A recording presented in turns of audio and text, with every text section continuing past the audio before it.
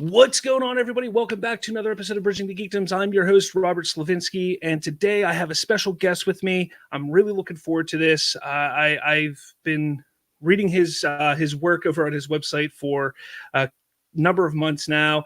He has a show that I watch over on Facebook Live. I don't know if it's daily, but it's almost daily. So I have some limited time, but I'm going to bring him on right now. It is Edward Lauder of Small Screen. What's going on, man? I'm good. How are you? I'm good. I mean, how are things going on over on your side of the pond there? I mean, I know things are pretty crazy around the world, and I just want to make sure everybody's staying safe and everything like that. Yeah, I'm actually based in France, so we are currently in a lockdown in France. It's about to end, I think. So fingers crossed it ends relatively soon.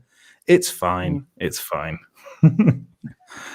Yeah, we just my state just imposed new lockdown orders as of today, which pretty much put me out of a job for the next 3 weeks. So it's pretty crazy what's going on, and it's just I just want it to end. Just wanted to end and move forward. But, luckily, despite all of this craziness going on, Disney, Warner Brothers, and other companies are finding new ways to get us excited and push forward and have something to look forward to. Despite what a lot of people are saying, complaining about Warner Brothers or something like that, there's still so much to look forward to. And I do want to get into that a little bit with you in a bit here. But I want to learn more about you, who you are, because as I said in my opening, I've been reading your website for a few months now. I've caught many of your Facebook Live videos. I've seen you on other shows of people that I consider friends and stuff like that. I just want to know how to get into doing everything like that. Okay, well, I'm still here. The show, so basically Small Screen is something I started back in 2016 as a kind of a passion project. And I was at the time working as a journalist in Paris, and then moved over to the UK and was working there. So I've worked for places like Empire magazine, like Den of Geek, Digital Spy. Then I ended up I was a senior reporter at The Express, which is a big newspaper in the UK. So basically doing all of that kind of stuff. I was starting Small Screen because I'm a pop culture, I suppose the word's nerd. I love movies and TV shows and comic books. And I wanted to do something about that. And then I kind of let it slip a bit when I was kind of working professionally, let's say, as a journalist in London. And then basically what happened was, lockdown happened, and they made a bunch of people redundant. So I just thought, you know what, rather than working for another company like that, just do it myself, because I've got a lot of experience now. So I basically started reworking on Small Screen again full time. So that's probably why you're saying, in the last couple of months, I've been reading Small Screen. The reality is it's been around for a while. It's been more of a side project, but it's not until, like the last, 2020 has really been the year for me where I've really just started going at doing Small Screen full time. And so it's like now we've got freelance writers as well. And it's like I've got, I think, about 20 people writing for the site. Basically, so we pay all our writers as well. They do features if they want to write about pop culture. Small Screen is a place for that as well. But like most of the news stuff, it is me, and the daily show. It's daily within the week. It gets a lot, doing articles, podcasts, and live shows as well. But so that's basically what Small Screen's all about. It's just a place where I'm a fan, and I want fans to talk about pop culture as well, movies and TV shows. So it's like a place where people can do that. Yeah, that's the thing. Like you're saying, I really did only notice it over the past few months. And I think a lot of it has to do with what's been going on in the world. People have been looking for just something to dive into to take their mind off of the other stuff. I mean, over here in the States, we had the election going on as well as COVID. It was just a bunch of negativity running around for so long here. And finding outlets like Small Screen are nice because it gives you hope about things that we enjoy, especially those within the geek culture, the nerd culture.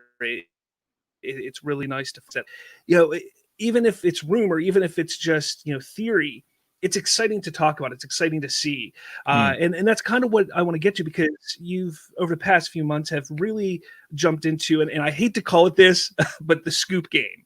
You kind of jump into it, and not looking for anything from you today, but how did you exactly get into that aspect of everything? Because look, I don't want to be a scooper. I'm kind of the person. I love hearing what scoops are. I love hearing rumors. I love talking about that stuff. But I know there's people out there that are always interested. Hey, how do you get into that game? Like, how was that something that you did?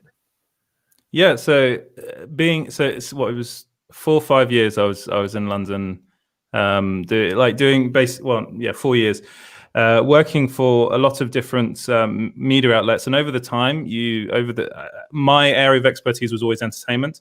So I was always working with TV shows and movies. So over that time, working for especially like the Express and the Daily Mirror in the UK, which are quite big publications over there, you start to develop contacts, and then I'm going to be completely honest with you about the scoop game. Is that a lot of it is basically, and I've spoken. I don't know if you know Mikey Sutton over at Geekosity as well.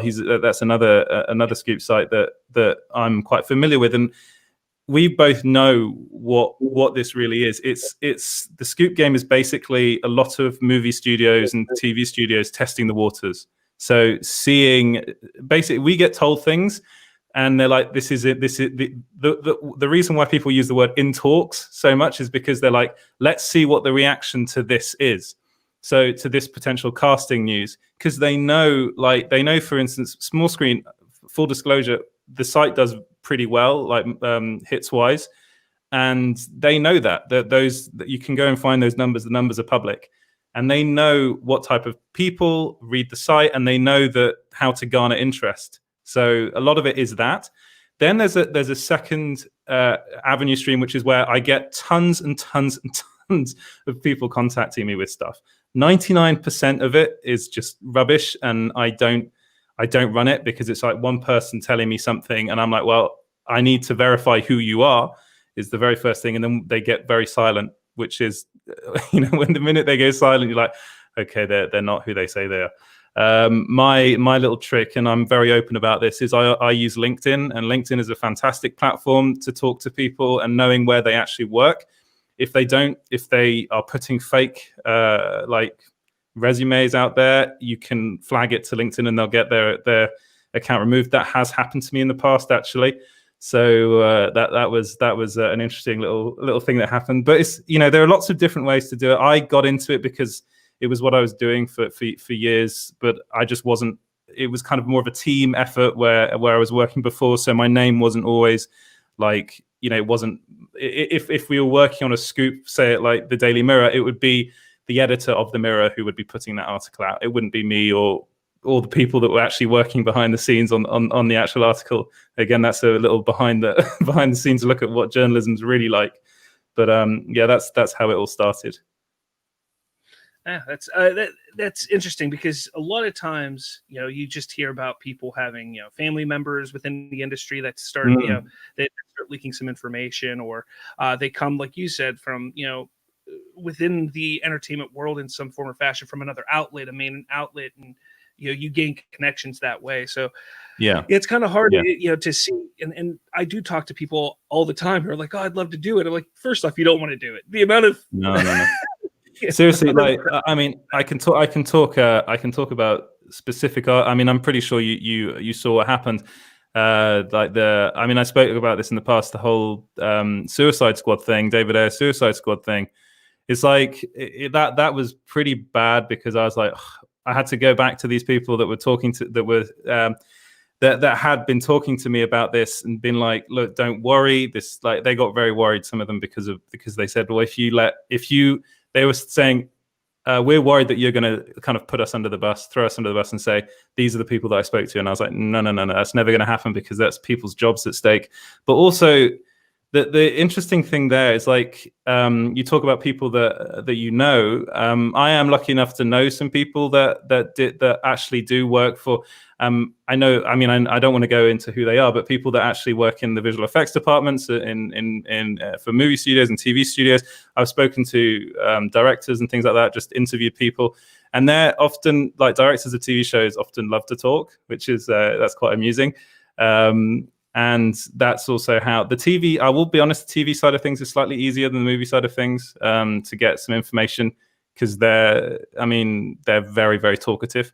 But yeah, it's just like a combination of things. And the Scoop game is something that I wasn't really, I mean, if you look at small screen, there are some exclusives on there. There are scoops on, well, I hate the word, but yeah, there are scoops on there.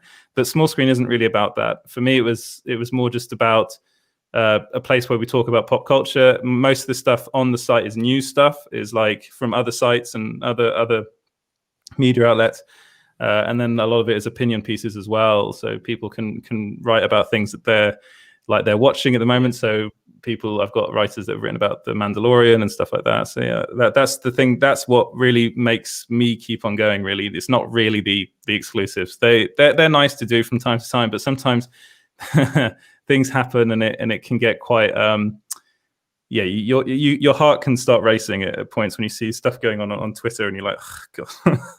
Yeah, so social media is the worst. Yeah. Now, the one thing, and I'm glad that you brought up how you take stuff from a lot of other outlets. I mean, over on my podcast network, we have a website, spoilerverse.com. We kind of do the same thing. If Deadline or the Hollywood Reporter, Variety, if they drop something, we'll grab it and kind of just put it in our own words. We always source back to them.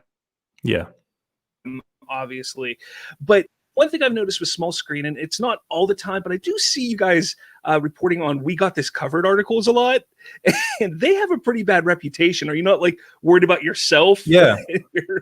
Okay. No. I'll talk about We Got This Covered. We Got This Covered is a funny old site because full disclosure, I also work for We Got This Covered, so I did write for them. When for a couple of months they didn't pay me, so I stopped writing for them. But the whole thing about them is that they put so much stuff out there. There's so much stuff, and you think, okay, probably like again, a lot of it is probably not real. But if you look at the stuff that has come out of, we're going to talk about it later, like the Disney Investor Day.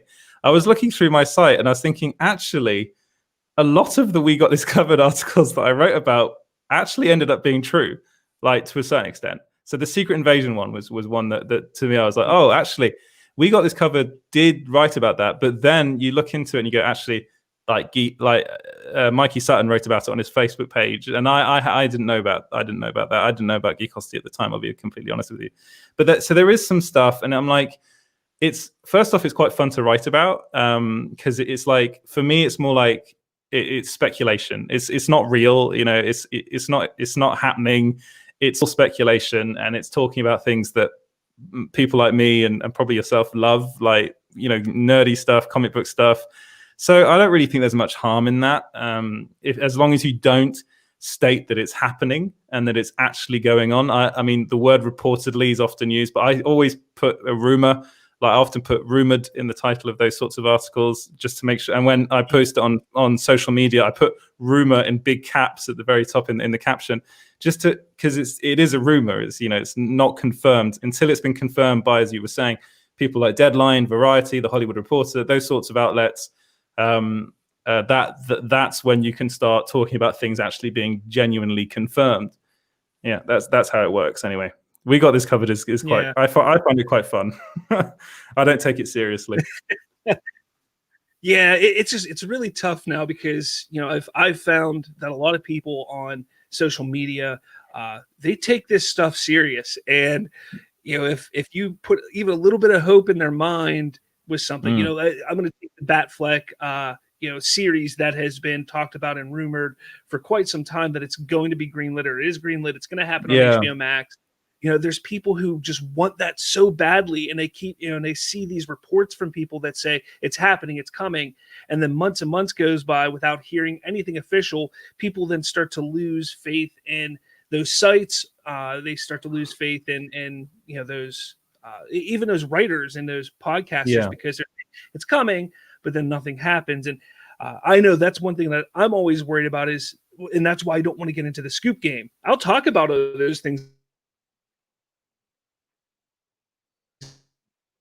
that people put out. Nothing is confirmed. I get a little upset about all of that. Yeah.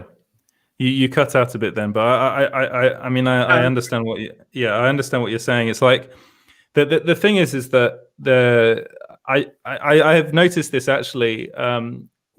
Especially recently, there's a certain type of fandom which they do take these articles very literally, and they do get very upset about it, because it is kind of like they're getting their hopes up, which is not a great thing to do, to be honest.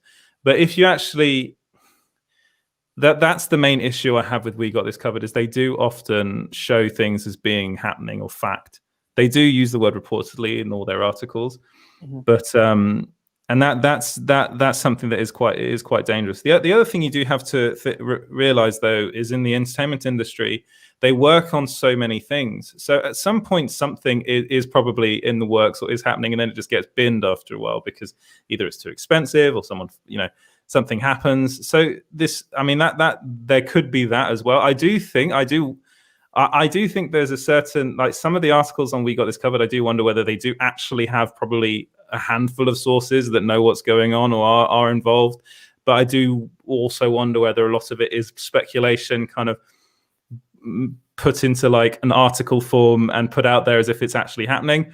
I don't want to really go into like We Got This Covered too much, because I kind of get what they're doing, and I don't always agree with it. But as I said, I quite like speculating about things, which is, if you read the articles on small screen that are based on We Got This Covered sources, I always say take it with a pinch of salt, or it's like, this is not confirmed, this is just speculation. And I can understand, but I also think some people within fandom sometimes need to take a step back and realize that we're already getting so much great stuff.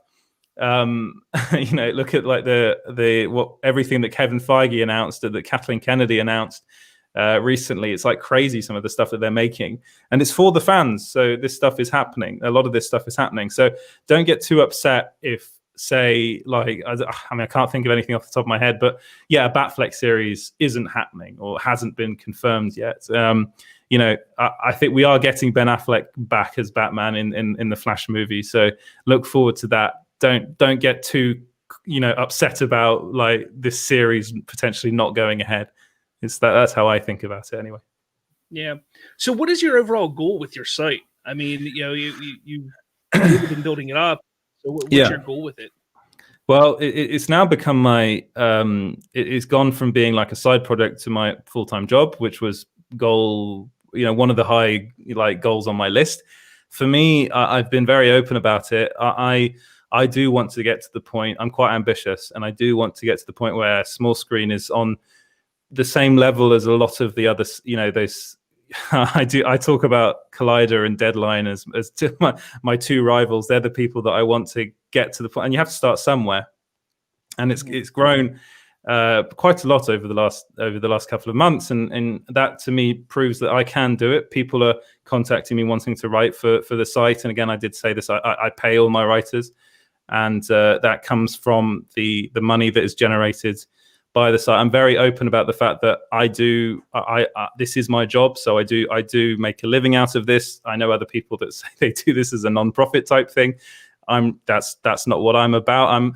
I'm about making this. It's like if you're on YouTube, you want to make a living out of it, and it's that if this coronavirus pandemic has shown me anything, and people anything, is that one of the best things to do is that it's actually helped me to a certain extent just go, well, I'm now going to focus on this, and for a couple of months, see how it does. If I can make a living out of it, then great, and then let's get beyond that. And the next part is where small screen is actually, people go, oh, if small screen reported this, or I want to get readers going to small screen every day to see what's happening, and we be like the center of news for these people, and kind of opinion pieces and stuff like that.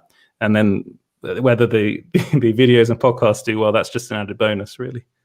Yeah, absolutely. No, I look forward to see what you guys or what you do and all of your contributors and writers over there do. Like I said, I've been perusing the site for a few months here. I plan on continuing to do so. So I definitely look Cool. forward Thank to you very much. going on there. Now let's get into it here. I mean, we've been talking here for 20 minutes about you. Enough about you. Let's what's going on here.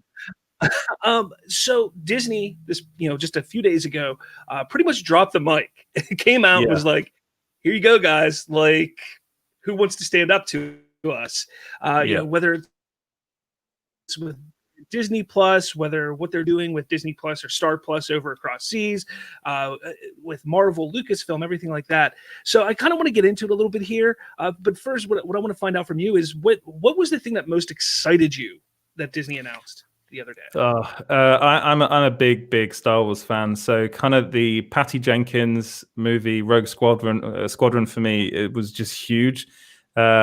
When I talk, I've done quite a few articles actually about like which director should take on Star Wars, and there have been two names on that list. It's Taika Waititi and Patty Jenkins, and they're actually doing Star Wars films. So for me, that's just insane. That was the big one. She did a really good trailer, kind of like teaser for it as well, that I loved. If you should go and check that out. So that was really for me the big thing. The Rogue Squadron just sounds incredible. I really can't wait to watch that. Yeah, I agree. I'm also a huge Star Wars fan. Actually, on my channel, I have a specific Star Wars podcast called Shooting the Sith that I do as often as I can. And, I'm a huge Star Wars fan, and hearing Patty Jenkins come in was a bit of a shock to me because I figured I had a feeling that they were going to try and pull off getting a bigger director right now, somebody who's kind of in the limelight, and she definitely is. But I wasn't expecting it to be her. So the fact that she's coming on and directing Rogue Squadron, which at this point I'm a little hesitant because Lucasfilm under Disney has loved to say, here's what we're doing. Your expectations get so high because you're like, Rogue Squadron, I love the video games growing up. They had a book series. It was amazing. There's this, there's that, and then they're going to be like, oh, but it takes place in the New Republic. And you're going to be like, well, it doesn't have anything to do with what I love. So that's kind of what I'm worried about with it. But I trust that Patty Jenkins will do a phenomenal job with it. So I'm also looking forward to that. I think for me, it's the fact that they're bringing in very talented people, which I mean, I when I first heard that J.J. Abrams was going to be doing a new Star Wars film, I was really pumped as well. And honestly, I love that first Star Wars film, The Force Awakens. I think that's actually a really good Star Wars film. It's a rehash, but it's good. But I think they've learned. I think Kathleen Kennedy's learned from previous mistakes. If you see like what they're doing with The Mandalorian, I think that shows that they are listening to fans. I mean, the mere fact that Rosario Dawson is Ahsoka Tano in that series is like, that's a fan casting kind of thing, and I think they are starting to listen to fans, and they're starting to realize that the fans are very, very important. And they don't want another I mean, I liked The Last Jedi, but they don't want another Last Jedi on their hands. They don't want another Rise of Skywalker on their hands. They're listening. I'm optimistic. Let's just say that. So you mentioned the Last Jedi thing, and just a question. Your thought? Do you think Rian Johnson is done? Do you think his whole planned trilogy is thrown out the window? What are your thoughts on that? I think he's done. I think it. For me, one I was talking about it before. I was like, well, what are they going to announce Star Wars wise? And I was thinking, if they don't officially announce announce it again that Rian Johnson is making a Star Wars trilogy, then I'm like, well, then he's not doing it. And I think, to be honest, for him, I think it'd probably be best if he just walks away from it, because we've seen he did Knives Out, which was one of the best films of last year, and he's doing a sequel to that. So I think for him, it's probably better if he just leaves, because the Star Wars fandom wasn't very kind to him. So I'm pretty sure if he was going to be doing it, they would have talked about it. The fact that they put Taika Waititi and Patty Jenkins in front of him, to me, makes me think that it's not happening. Yeah, I'm kind of on the same thought process there. The only thing that I think could save him is if they turn his idea into something for Disney Plus. I think that is a very good possibility. Only because the focus of Disney is moving so heavily towards, the direct to consumer is what they were calling it, and that's Disney Plus. Realizing like all these great announcements, but 90% of it was for Disney Plus. Very few of those things were these are going to be releases. And I think that while the overall reveals and the whatever the webcast that they were doing was phenomenal, I think that they knew, all right, we're going to sneak this in here. Hey, everything's going to Disney Plus, but we're going to announce all this stuff so people kind of forget about that. And I kind of want to quickly talk about that compared to what happened with Warner Brothers, because they announced their entire 2021 slate of films, not only going on HBO Max, but also going to be released in theater.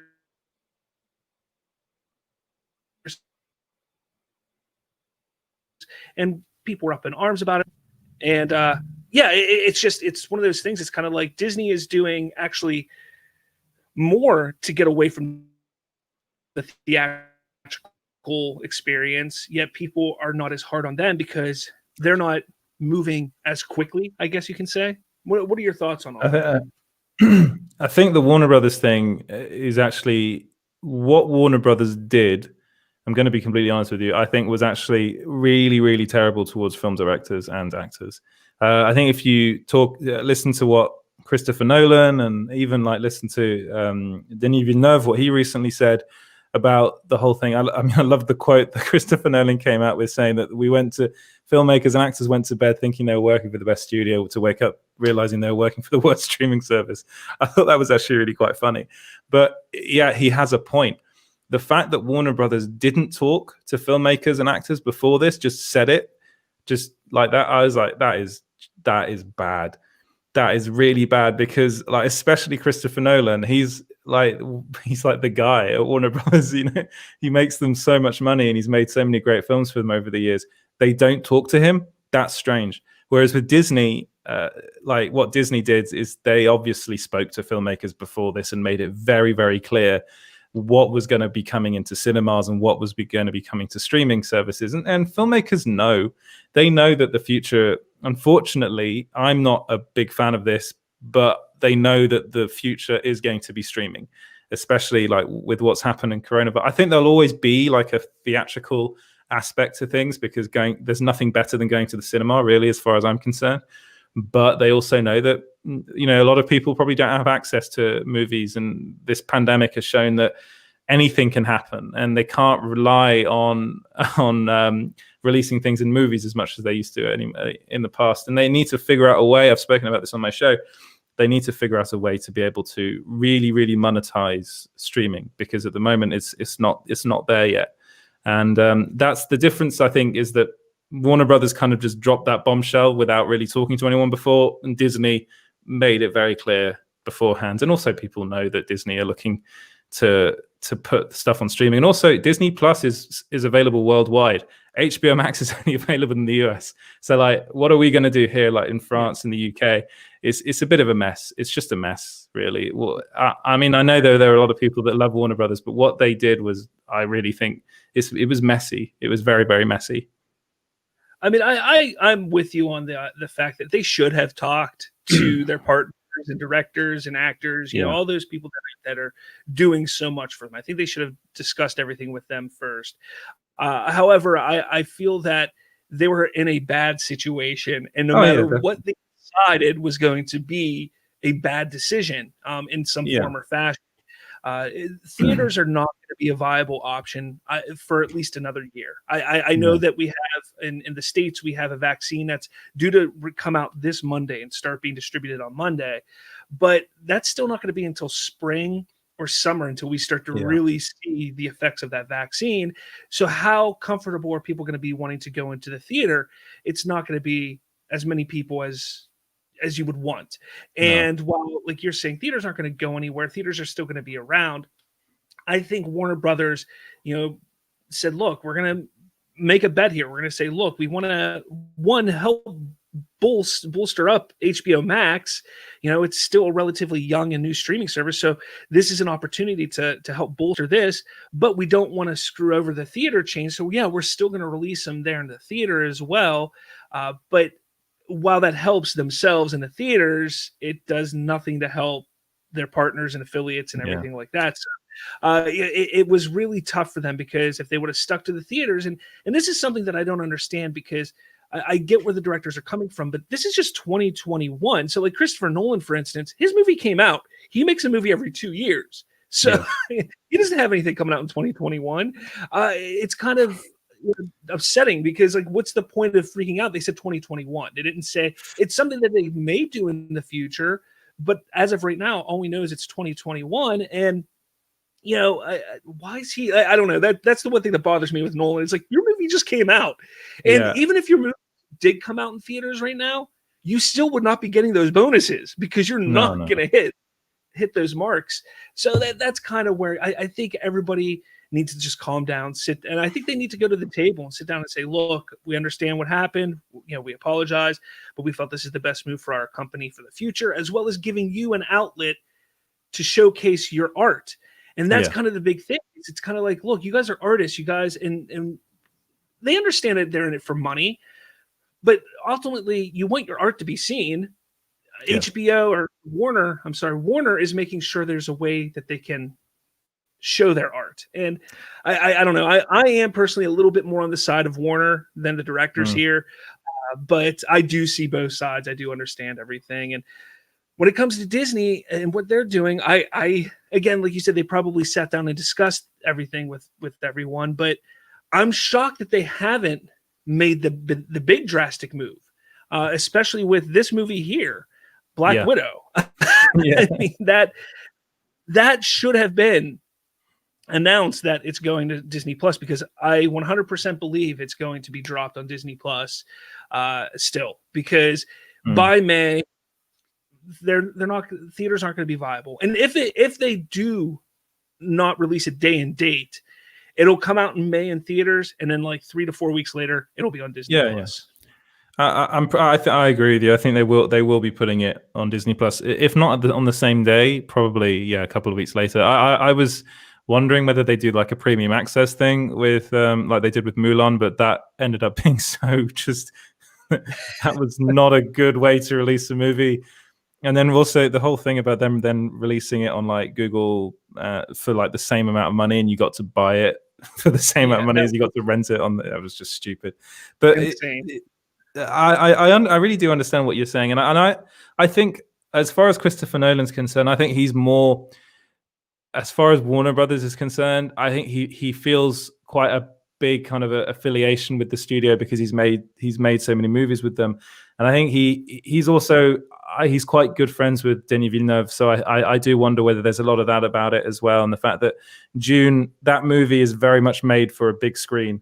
It's not made to be watched at home, really. It's that you know that, and the Warner Brothers has to be really careful, because without filmmakers, they're nothing, and these they're able to really kind of attract the biggest filmmakers. And the fact that Patty Jenkins, she's basically not, honestly, I don't think she's going to be doing a third Wonder Woman movie anymore. I think she's pretty much done with Warner Brothers, and she was actually treated better than any of the other directors, because they told her beforehand and they made it very clear to her what was going to happen. I also think her and Gal Gadot did get their bonuses as well.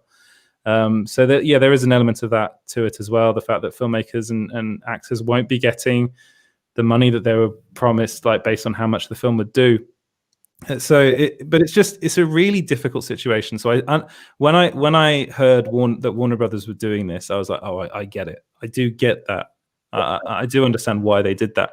But then learning more about it afterwards, and learning that they hadn't spoken to directors, they hadn't spoken to actors, they hadn't even spoken to a lot of the companies that actually financed the films. So, and I was like, what? What are you doing? Like, you before doing anything like this, you have to talk to these people. Like I can't remember what the name of the company is that basically financed Dune, but it's not that a lot of brunt of the money doesn't actually come from Warner Brothers. It comes from other people, other companies, other production companies. That's how they make these movies. And the fact that, I mean, they didn't get told before that, I mean, I'm like, that is just nuts. I wonder whether a lot of it came down from the very top, from AT&T, and they were just like, get this out. We need to get this out. Yeah, I mean, they jumped the gun, and I think that people got pissed in the industry, and rightly so. But I think you're right. I think, now take a step back. Let's analyze what's really going on. Let's see what can happen in 2022. The fact of the matter is they needed to get these movies out, otherwise there'd be a big backlog, which there already is. So yeah, there was no other way. There was really no other way. Yeah, absolutely. Let's shift gears a little bit here. I liked getting your take on that. It's pretty nice to finally discuss that with somebody and who understands. Try to talk about it with my fiance. She doesn't care. So yeah. The same. But I'm gonna throw this up here. It's going to cover your face for a second. I apologize. Yeah, but that's fine. This here is a list of all of the Marvel projects from now and for the next probably 3 years. That's pretty insane looking if you look at that there. I mean, now Bob Iger, he was touting, quality over quantity. But when you look at this, that's a lot of quantity there. I mean, it's a lot. So out of all of that, I mean, Marvel has been known to shift things. They'll announce some movies. Sometimes they get shifted. Sometimes they get kind of lost a little bit there. For instance, Inhumans never came out. They moved it to TV. It was horrible. Out of this list here, is there anything here that in your eyes you think might fall to the wayside and just be like, okay, we thought we're going to do it, but we're not now? Is there anything you see there? I'm actually very worried about Blade. I'm going to be honest with you. I'm very worried that they're not going to make that film, because they keep on talking about it, but then they're like, they don't really say anything. Like I'm hoping, and also there's the fact that it's possibly going to be R-rated, and I think Disney, well, it should be anyway, but I also think Disney still isn't quite sure what to do with those sorts of films. So I'm a bit worried about that. I think it's all going to come out. I do think it's all going to come out. I just think it's a matter of when, rather than if. But I think some of the things I was like, really, like a short, like I Am Groot short. I was like, okay, fine, let's do that. That's that. They also the thing that I found kind of strange was they didn't announce Oscar Isaac as Moon Knight, and I was like, oh, okay, that was a bit weird because they're announcing everything else. So I was a bit, and then I mean, everything else is going to come out. I'm pretty sure. Like the only one I'm a bit worried about is Blade. Yeah, honestly, I'm not. I'm a huge Mahershala Ali fan. Yeah. It's great casting. You don't? I don't see it. I don't. I can't. I cannot see it. Like I've been trying to picture it. I can't see it. It could be because Wesley Snipes is so ingrained in my head. Well, I mean, if you read the comics, Wesley Snipes isn't really Blade either. Like Blade's supposed to be English. Again, yes, true. But it's John Boyega. It's just John Boyega. If anyone's Blade, it's John Boyega. That wouldn't be a bad idea. But I mean, honestly, when you sit there, for me, Blade came out. I had no idea Blade was a comic book when it came out. So my introduction to that character was Wesley Snipes. So as once I realized, there's comics, and I kind of started reading the comics, even though I'm seeing the picture of Blade on there, I'm picturing in my mind as I'm reading Wesley Snipes, and that's kind of how it's been. For me, honestly, I think the one that I'm most worried about is Ironheart. The Ironheart, the comic series didn't do very well when it launched in 2016. A lot of people didn't take it. They didn't dive into it, and I don't know if it's a great idea. Of course, I mean that'll be 7 years after the fact that the comic debuted, so maybe that'll be a better timing for it to come out. But it's still one of those things that, I mean, it's Marvel. Anything anything they touch turns to gold at this point. So I'm going to be honest. I mean, Full disclosure, I didn't know. I'd never heard of Ironheart before that was announced. It's not a comic series really, I'm very familiar with. I think it's what is it like? It kind of is Tony Stark-esque. Is like the thing that I get the vibe, like yeah, that's that sort of vibe. Yeah, young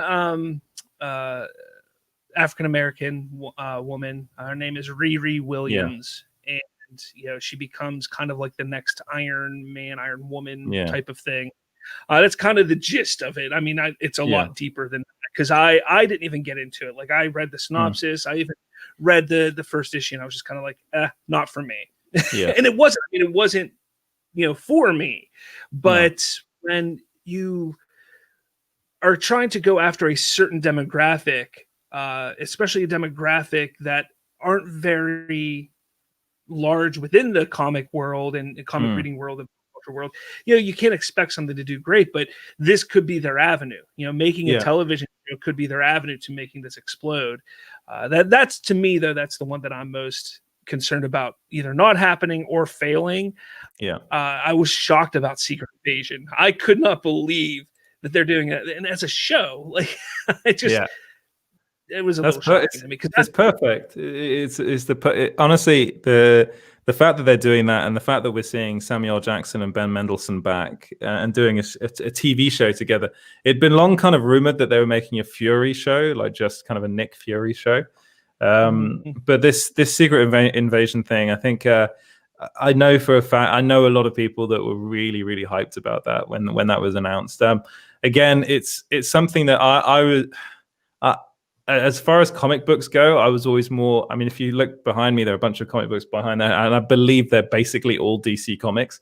so like, I love the Marvel Cinematic Universe, but when I need to go and check out the Secret Invasion comic book run, because that's obviously very, very, very popular. But it was kind of teased at the end of Far From Home as well, that this might happen, that we might go into a kind of a Secret Invasion type thing.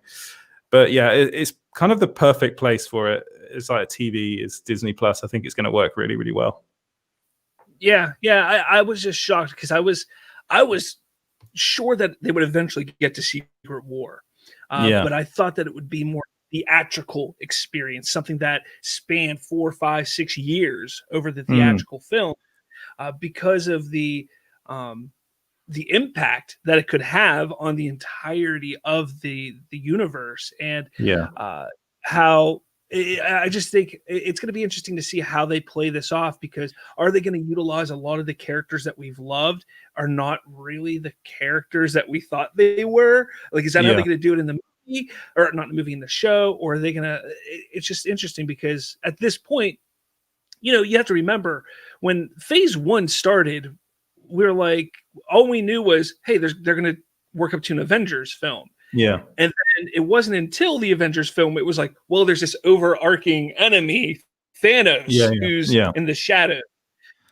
So right now, I think that's what everybody wants. It's like, okay, well, what is the upcoming big bad? What is this villain that's going to be overarching? And hanging over everything. I think a lot of people were looking at Secret War kind of being that thing in the background that was going to be happening and then explode at one point. I wonder. I've been wondering whether they're kind of gonna ditch the whole Avengers. Like, I've been looking more and more at what they're doing with Spider-Man, and it looks to me as though they're going towards a live-action Spider-Verse film. So I'm wondering whether that's going to be their next big cinematic thing, which is a bit weird because they're doing that with Sony, but. It seems it really does seem as though, to me, especially with all this stuff about Tobey Maguire and Andrew Garfield coming back, it's like, why would they be doing all of that unless they're prepping for a Spider-Verse film? So I think that's what they're really focusing on for the future. And interestingly enough, they mentioned barely nothing about Spider-Man 3 because it's of course Sony. It was something that kind of glossed over, was the fact that Spider-Man 3 was going to connect to Doctor Strange in the Multiverse of Madness. They mentioned that, and then that was it. And a lot of people, I don't know if they missed it or they just ignored it, but that basically was them saying Spider-Man is going to have a multiverse aspect to it. Like, that is what they were saying. The reason why they didn't talk about Spider-Man in more detail is because it's not really their. It is their movie, but it's Sony's movie. So that I'm pretty sure beforehand, they would have spoken to Sony and been like, "Can we say anything about this?" And they would have been like, "No, we want to save it for ourselves." Like they're doing all the promotional stuff for that movie. It's not Marvel. Marvel's kind of making the film, and they've got kind of creative control really over what happens in the Spider-Man movie, but they're not pushing it. They're not promoting it. That's Sony that's doing that. So that's why they didn't talk about that. But like I'm also pretty sure that it's like we've heard all this stuff about Charlie Cox and stuff coming back as Daredevil. So I'm pretty sure that he's going to factor in as well. And so there's all this stuff happening, and I just feel that like the next Avengers movie is going to be the Spider-Verse movie. That's what I think. Anyway, you look at like everything that you showed there, it's all culminating, I think, towards Fantastic Four, which is directed by John Watts, who directed Spider-Man. So I just think it just seems as though that's what's going to happen, and I think Spider-Man's going to feature in that film as well.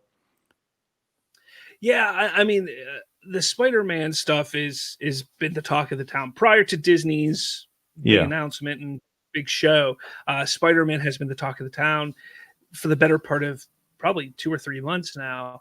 The idea, the fact that it could be heading to a Spider-Verse has been talked about nonstop. The addition of Jamie Foxx, Benedict Cumberbatch, Alfred Molina. The rumor of Tobey Maguire, Kirsten Dunst, Emma Stone, all that. All those being rumored to be in there. Everybody's speculating that it's going to be, a Spider-Verse light or leading into a Spider-Verse film.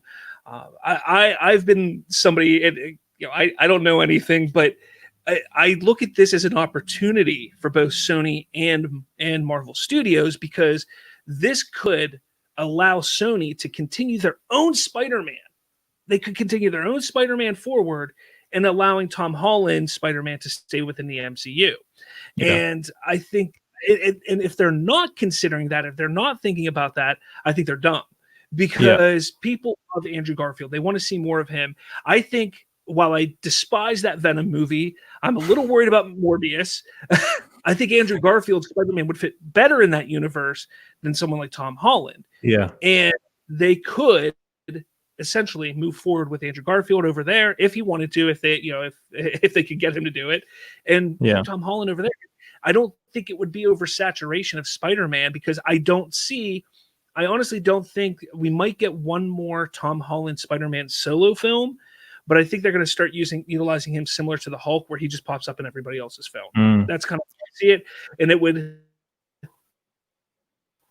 allow Sony to do their Spider there, do what they want, and allow Marvel to do that. And I think that would be a brilliant idea, because it's a win-win for both companies. And Sony will be making bank because they're getting money from Tom Holland's Spider-Man over here as well as their Spider-Man over there. But that's just my thought on it. I don't know whether Andrew Garfield will really want to come back for that many more movies. I'm going to be honest. It's I mean, it's even also if Andrew Garfield else, they could essentially cast anybody if they look at the whole Spider-Verse side of things or multiverse side of things. There's so much they could do. They could introduce a new Spider-Man. They could bring Miles Morales. Yeah, that's what I was thinking. Yeah, Miles Sony Morales. Can take Miles. I mean, in my eyes, they've been building up Miles Morales a lot the last few years with Spider-Verse, with the video game. Comics have been there. I think that they're looking at introducing him sooner rather than later into live action. Yeah, I think you're right. They're definitely making sure that people know about Miles Morales. Yeah, definitely. Now, as we're going to start, winding down here, I do want to ask one question here based on all of this information, because back in August, we had a big event from Warner Brothers in DC, or Warner Media in DC, called DC Fandom, announced a crap ton of information. And now with what everything Marvel announced, this is essentially here. I found this on Facebook. I thought it was a really cool little thing here of kind of all the different projects lined up for both DC and Marvel over the next couple years. I mean, looking at this now, what do you think? Like, who do you think is going to have the upper hand moving forward? That's a difficult question. um, I still look at Marvel's slate, and I think it's a. But then again, a lot of the stuff that was on there is still not, like, the DC stuff is still not officially confirmed. Like, if they do make a Justice League Dark film, I would love that. That would be incredible. Like, Peacemaker's I think Justice League Dark was going to be a series for HBO Max from J.J. Abrams and Bad Robot. Yes, you're right there. That's I haven't heard any. I haven't heard any much about that actually since it was announced that J.J. Abrams' company is going to be doing that. But it's like the Gotham PD thing. That's the Matt Reeves show, and who knows what's happening with that? They just lost a showrunner. So it's like there seems to be a lot of that sort of stuff happening at Warner Brothers, which is really annoying as a big DC Comics guy. I love the Gotham Central comic books, and I really, really, really wanted them to get that right. It sounded like they were going to be doing that sort of thing with the Matt Reeves show. That actually is the Batman is the thing I'm the most excited for. I was a big advocate of Robert Pattinson playing Batman, and I think that's perfect casting. I love the cast in that movie. I think Matt Reeves is a terrific director. So that for me is the one thing that I'm the most excited for. To be honest, I can take or leave the Green Lantern series. Like honestly, if I'm not a big fan of I'm going to be honest. I'm not a big fan of the Green Lantern. What they've been doing with him in the past. And it's kind of got Jeff Johns involved in it. I'm a bit like, all right, fine. Let's see what you guys do with that. But like for me, it's more like the Peacemaker thing, the Suicide Squad, James Gunn. Love that. I love the Batman. But if you look at the overall slate, I do look at Marvel's slate and thinking it just looks a bit more solid to me. It looks like there'll be a lot of stuff in the DC slate that'll be really good, but overall there'll probably be more misses than hits. Whereas I think a lot of the Marvel stuff is going to be either like pretty good or very good. Yeah. I mean, I'm taking a look at it, and I mean, the thing that sticks out to me the most, that I'm most excited about, and I'm sure you're probably in the same boat, is Zack Snyder's Justice League, and seeing what happens from that moving forward. If we get more within that universe or not, I think that everything else on the DC side, I'm excited about. Justice League Dark, I'm excited to see. I do want to see something with Green Lantern. I know with any sort of connection to Jeff Johns right now, I'm kind of a little bit of that's kind of why I'm hesitant on being excited for 184 even. Despite what Patty Jenkins has recently said, I'm still a little hesitant on looking forward to Wonder Woman 84. And Doom Patrol, Titans, they're all right, but again, they have some of the Jeff Johns stink on them, and they're not quite. I mean, come on, look at what they did to Wonder Girl in season 2 of Titans. That was just ridiculous. So, I mean, for me, Marvel, believe it or not, I'm way more excited for what Marvel has coming out. But that doesn't mean that DC can't turn that around. And just with an announcement of we're going to get the continuation of Zack Snyder's Snyderverse, or we're going to get J.J. Abrams' Justice League Dark Universe, or something like that, that could completely turn it around and be like, okay, I'm in, let's do it. But I'm with you. I think the main problem with the DC slate, I've said this time and time again, I'm more of a DC Comics guy than Marvel Comics guy, but the difference is very different when it comes to the cinematic stuff, and that encompasses the TV stuff as well. You're right. Jeff Johns is a problem. He's a massive problem. And the other problem is that there's no one at DC or, within the kind of DC EU or DC Comics movies and TV shows that is like, there isn't a Kevin Feige. If you look at who's in charge of what over at Warner Media, it's a mess. It's an absolute mess. And they keep on changing their minds with things. And I'm a big advocate for seeing the director's vision actually be finalized and get it on screen. And they don't. I mean, you see what happened to Suicide Squad with David Ayer's cut. It's like, what did they do to that film? They completely butchered that movie, and they did the same with Joss Whedon coming into Justice League. So they've got such a bad track record. But then they'll also greenlight something like Joker, and then you're like, oh, all right. that was brilliant. An Oscar-winning movie that they made. I do think they get lucky. Honestly, I think the decision process that goes on at Warner Brothers is flawed. I think I was hoping that they would change things with Toby Emmerich being put in charge, but it looks like it's more of the same. I like the fact that they are getting this the Snyderverse, the Snyder cutout. That's brilliant news. But what are they going to do beyond that? Are they just putting that out to silence the fans, or are they putting that out so that they can actually go, all right, well, let's build upon this? I've been told that they are building on it and they are going to be making more stuff. But again, it's like it can change. Things can change at Warner Brothers. Like they're very, very we've seen it with the way they announced like the HBO Max thing. It's like one day they wake up and they go, all right, we're doing this now. It's like they need a vision. They need someone there to drive them. And it's like a ship with so it's a car with no driver. It's a plane with no pilot. And I really struggle with Warner Brothers and what they do, because I love the films they've made. I love the TV shows they've made. But again, if you're going to compare it to Marvel, you really can't, because what they've done there is they've been able, from the very beginning, they had a vision and they had a person that believed in it. And it's difficult to do that again. I don't think they should do that again. I think they should just make sure they've got things planned out properly. And I really don't think they do. I really don't think they do. No, you're right on that. And I think that's the Snyderverse aspect is so exciting, because that was a vision. That was something that one man had, or a group of creators had in mind. And whether it's an additional 2 seasons or 2 series on HBO Max, or 2 movies or what have you, as well as a Netflix series maybe, or something like that, I think fans would really get behind that, for especially fans of DC, even those who were not a fan of, say, Man of Steel and Batman vs Superman, because at least it's a vision.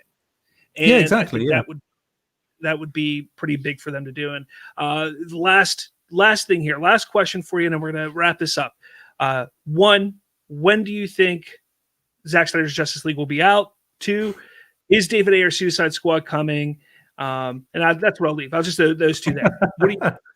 Right. I think April for Zack Snyder's Justice League, because it was said by, I think this was CEO or something in Warner Brothers, said it was going to be coming in a couple months.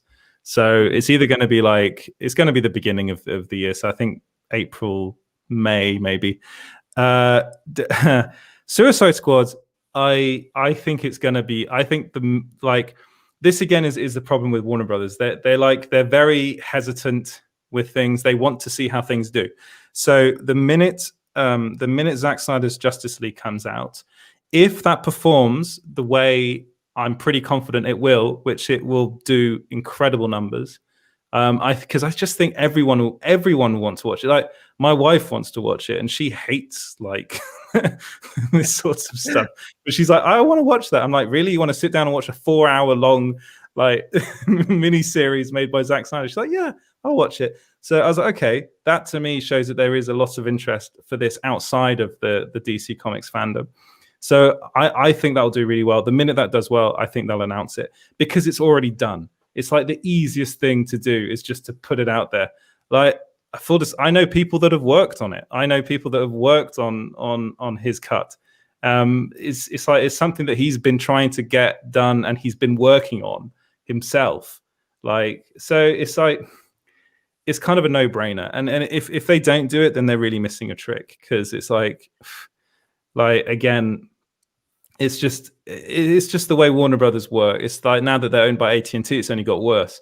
So it's just I do want to say one last thing. You were talking about the fact that Zack Snyder had a vision and they went with that. That is very much true. But the thing that I look at, I often think, okay, if you look at the first Iron Man film, that came out, and Jon Favreau, it did really well with critics. Then Iron Man 2 came out. And that didn't do as well. People did not like that film. Now, imagine if that had been Warner Brothers. At that point, they would have said, okay, we're stopping this. Like, and it's literally what they did. It's what they did with the DC Comics film. They got worried because critics didn't like Batman versus Superman as much as they thought they would. It didn't do as well as they thought it was going to do. So they're like, okay, all right, we're putting the brakes on this. The minute they had the opportunity to get rid of Zack Snyder, they got rid of him. He's back now. You know, it's like, yeah, I think that speaks for itself, and that's where I think we should end. Yeah, no, I don't want to run your show, but. No. Thank you for coming on, man. Yeah, for anybody that's watching, if you want to see more from Edward, go to smallscreen.co.uk. It's a great website. You follow them on Facebook. He does his Facebook Live videos quite often, and there's some great information there. I try to catch it as often as I can. But yeah, thanks for being on my show, man. Hopefully we can do it again some. I'd love to. Thank you. Thank you so much for having me on. Thank you so much. It's been a real pleasure. Not a problem. All right. Take it easy, man. Have a good one. You too. Cheers. All right, guys, that's it. That has been my show. Thank you so much for tuning in and watching and listening. As always, hit that subscribe button for me. That right there, do that. Hit that subscribe button, like the show, follow me on Twitter, on Facebook, all that kind of stuff. And make sure you head to spoilerverse.com for more of me, as well as more from all of my network partners. With all that said, I will talk to you guys later. See you.